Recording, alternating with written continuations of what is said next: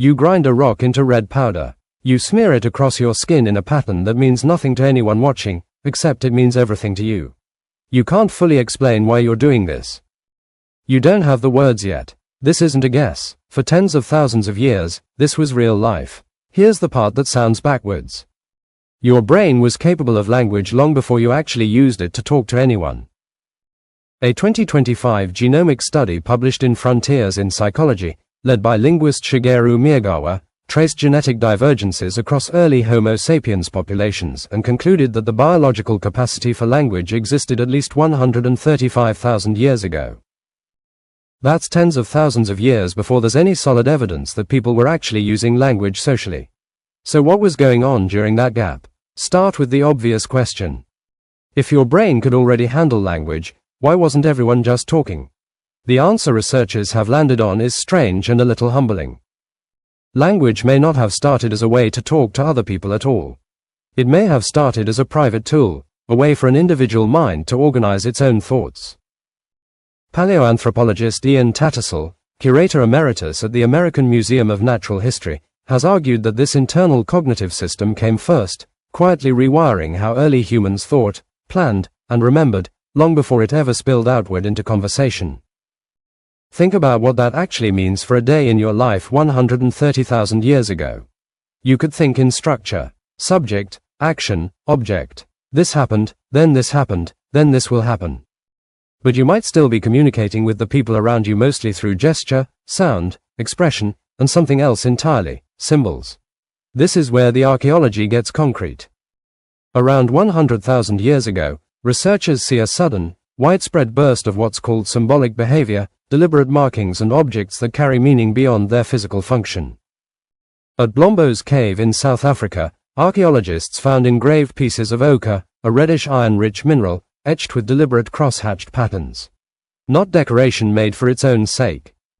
Patterns repeated carefully enough that researchers believe they meant something specific to the people who made them, even if we can't read that meaning today. Here's the detail that should stop you. Ochre wasn't just used for painting. Early humans heated it, sometimes using controlled fire, to shift its color from yellow to a deeper red. That's not an accident. That's a process.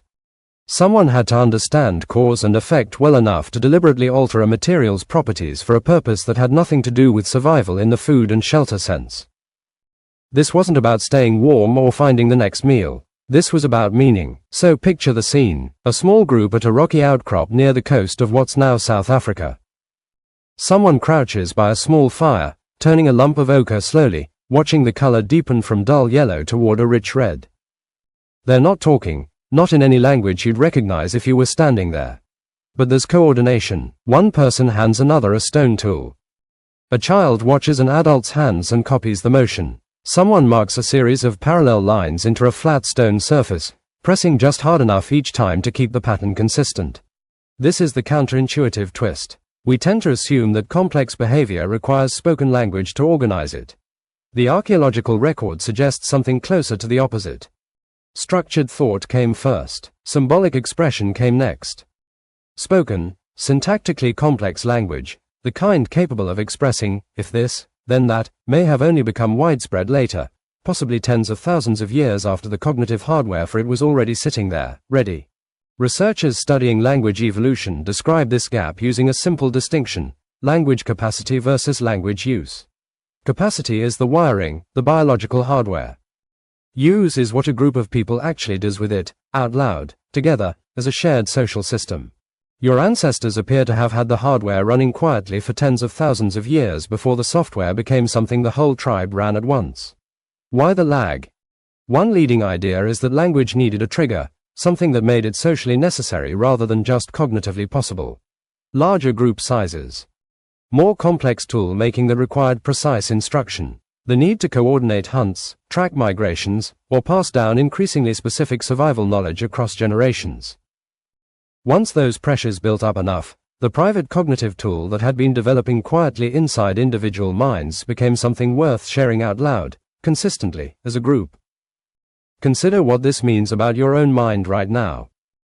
Before you ever speak a sentence out loud today, you're already constructing it internally, organizing subject, verb, and object in your head, running a private linguistic process that, according to this research, is almost identical in structure to what your ancestors were doing 130,000 years ago, possibly before anyone around them was speaking the way you and I do now. That inner voice narrating your day, planning your next move, replaying an argument you didn't get to finish. That's not a modern invention. That's the same internal machinery, running uninterrupted, since before recorded history existed. You grind a rock into red powder right now without realizing it, every time a thought takes shape in your head before you ever say it out loud. The pattern doesn't mean nothing. It never did. It just took your species a very long time to start saying so.